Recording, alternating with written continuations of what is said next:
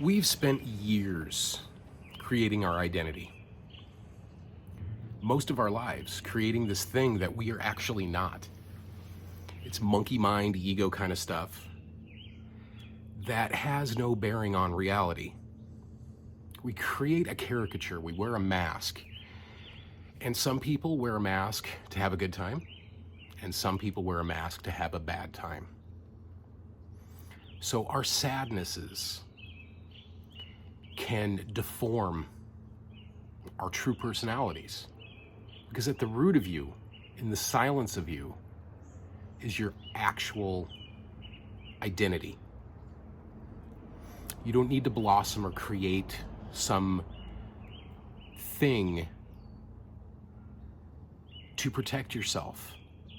So there's this idea of security. You know, we build walls, we put razor wire on it, we have cameras, we have alarm systems. At what point does our home become a prison? And there's a dualistic idea here. At what point does our home become a prison? So if you're on the spiritual path, you understand that you are not your feelings, you're not your emotions. You're the witness of those things. They are not who you are. They are the make-believe version of yourself. To solidify some idea that you need to protect yourself from things that you probably don't need to protect yourself from.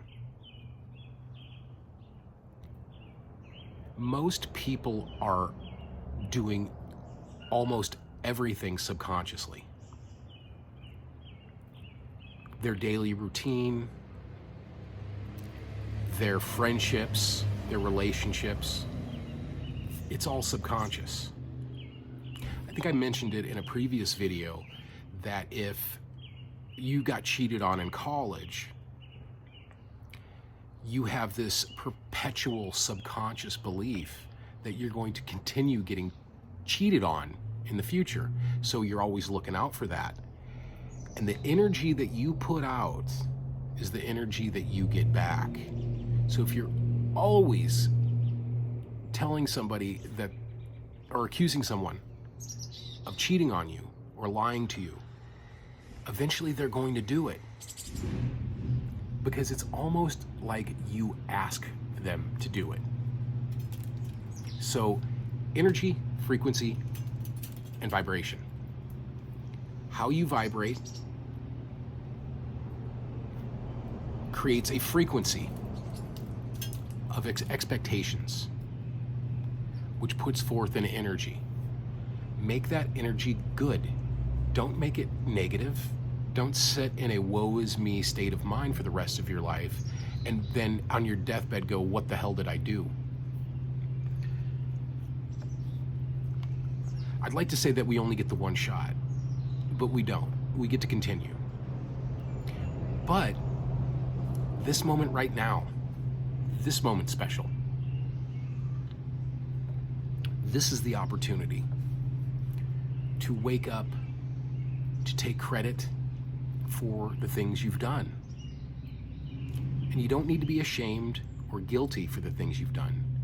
You need to learn from the things you've done and know that that's not who you are. So I implore you, take off the mask.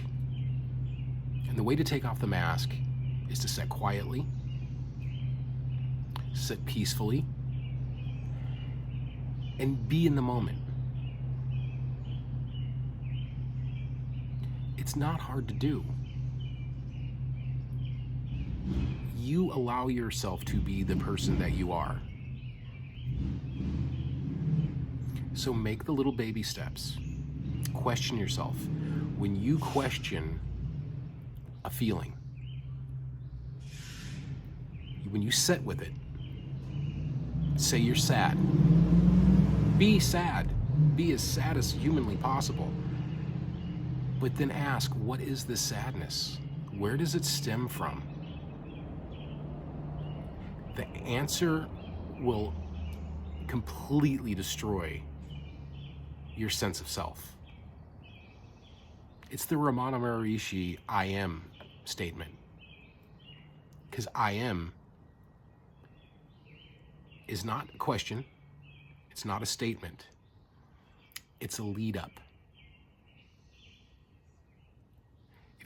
If you use I am as a mantra over and over every day, eventually you'll find out who the I am is, and the I am becomes silent.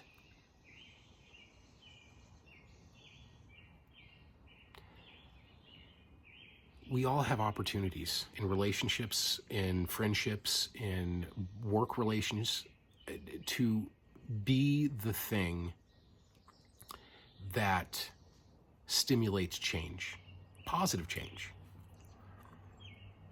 So my son's in kindergarten, and we got a call about him, and he was in the nurse's office, and some kid punched him.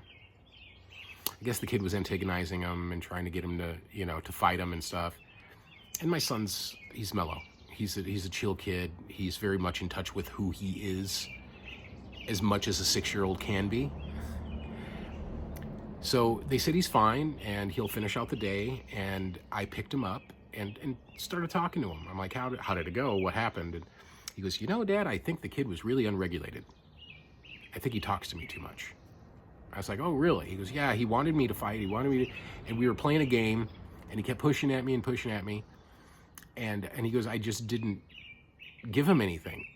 And he got mad. And I was like, well, you didn't correspond to his identity. We really do a disservice to our children by not spending time with them. And I see a lot of kids in my son's class that you can see that it's obvious that their parents aren't spending enough time with them. And spending time with your kid is just literally listening to the things that you think are silly. How they're doing in a video game, the characters that they draw, that they make up, what excites them. Answering questions that seem ridiculous to you, but to a little kid, these questions are huge. And we have to take responsibility for our children to change this shit. So if you're having a problem in the world, it starts with you. It starts with you going, can I fix this? Or can I change it within me? Or can I just change the way I look at it? And there's another possibility is maybe I don't look at it anymore. Maybe I stay away from social media for a bit, or maybe I try to change the algorithm so I only see videos of puppies and squirrels. Be more positive. More positivity creates more positivity. Where thoughts go, energy flows. The more you think about a thing, the more that thing happens in your life because you notice it. It's like buying a particular car and then seeing that same car all over the place. You're relating to it now. And you see it more often. So look for the beautiful things in life, and that's what you'll see most often. Look for the beautiful things in you.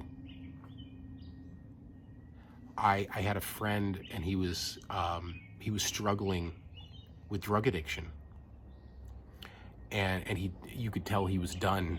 He was in a bad place, and he's like, man, I don't know what to do. Could you help me? And I said, all right, do this one thing. Every morning when you get up, before you brush your teeth, look in the mirror and say, I love you. 10 times every morning. Look in your eyes and say, I love you. Give it 7 days, and I'll be back, and you tell me how you feel.